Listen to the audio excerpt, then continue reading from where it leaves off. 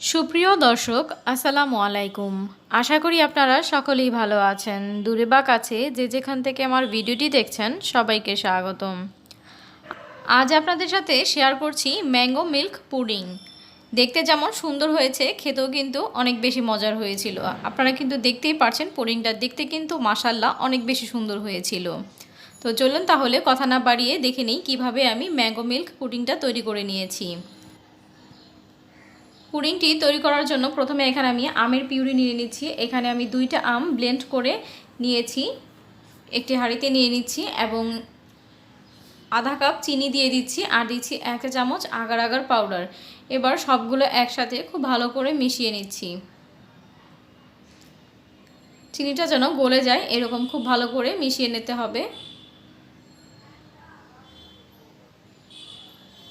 খুব ভালো করে মেশানো হয়ে গেলে আমি চুলায় বসিয়ে দেব এবং অনবরত নেড়েচেড়ে এটাকে জাল করে নিব।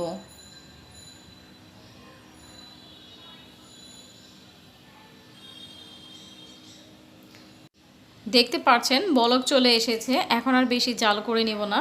বলক আসার পর জাস্ট 2 থেকে 3 মিনিট জাল করে নিলেই হবে।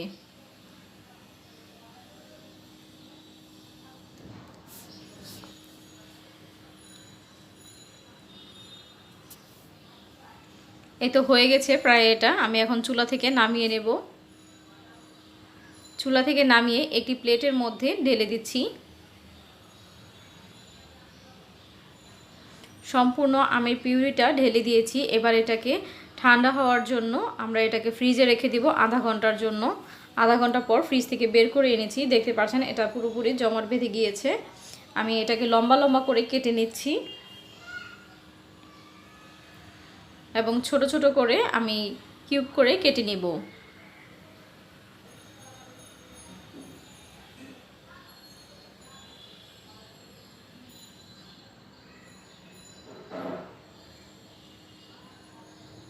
প্লেটটা ঘুরিয়ে আবার এইভাবে কেটে নিচ্ছি। এভাবে কেটে নিলে স্কোয়ার টাইপের হবে কাটাটা।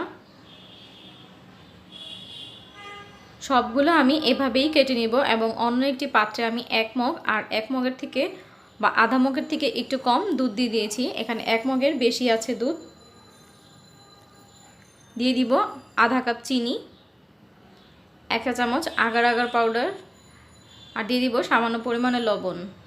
দিয়ে সবগুলো একসাথে খুব ভালো করে মিশিয়ে নেব।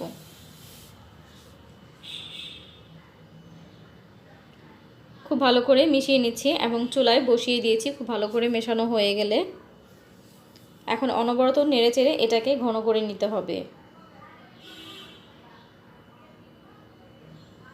দেখতে পাচ্ছেন দুধটা কিন্তু অনেকটা ঘন হয়ে গিয়েছে।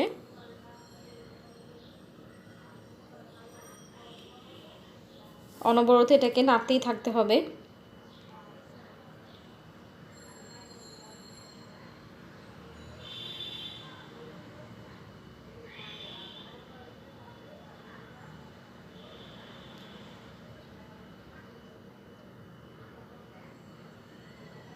প্রায় 2 মিনিটের মতো আমি জাল করে নিয়েছি। দেখতে পাচ্ছেন এর মধ্যে কিন্তু অনেকটা ঘন হয়ে গিয়েছে। আমি এখন চুলা থেকে নামিয়ে নেব। চুলাটা আমি অফ করে দিচ্ছি।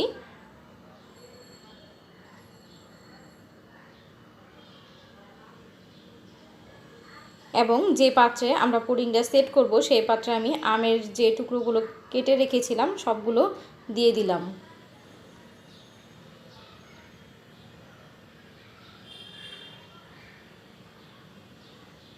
সবগুলো আমের টুকরো আমি এখানে দিয়ে দিয়েছি এবং উপর থেকে আমি দুধের মিশ্রণটা ঢেলে দিচ্ছি।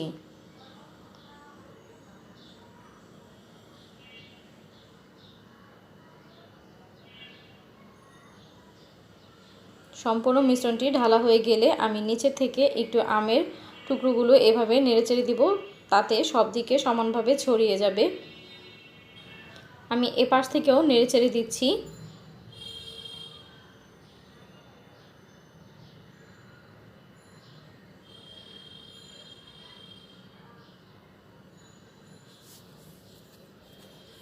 এবার এটাকে নর্মাল ফ্রিজে রেখে দেব 1 ঘন্টার জন্য। 1 ঘন্টা পর ফিরে আসছি। দেখতে পাচ্ছেন পুডিংটা কিন্তু একদম জমাট বেঁধে গিয়েছে। আমি একটি চাকুর সাহায্যে চারদিকে একটু এভাবে ছাড়িয়ে নিচ্ছি বাটি থেকে।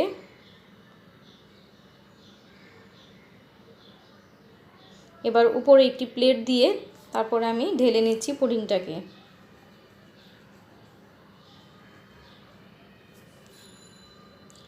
এইভাবে 2-3 বার প্রেস করলে কিন্তু পুডিংটা নিচে পড়ে যাবে। এবার একটি চাকুর সাহায্যে আমি কেটে দেখাচ্ছি। দেখতে পাচ্ছেন কতটা সুন্দর হয়েছে এবং খেতেও কিন্তু অনেক মজার হয়েছিল।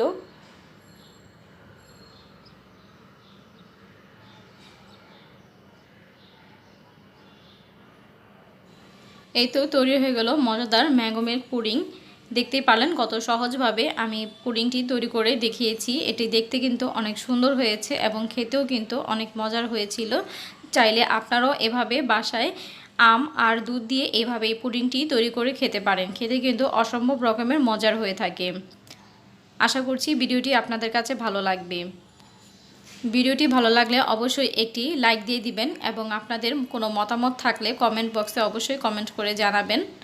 এবং আমার চ্যানেলে যারা নতুন আছেন, আমার চ্যানেলের ভিডিও নতুন দেখছেন, তারা অবশ্যই চ্যানেলটিকে সাবস্ক্রাইব করে বেল আইকনে ক্লিক করে অল বাটনে ক্লিক করে রাখবেন। তাতে আমি ভিডিও আপলোড করার সাথে সাথে সবার আগে নোটিফিকেশন পেয়ে যাবেন।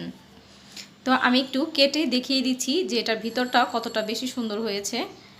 দেখুন আমি একটু কেটে দেখিয়ে দিচ্ছি।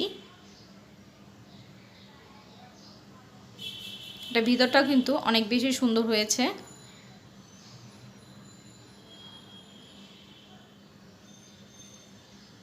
আমি আরও একটু কেটে দেখাচ্ছি।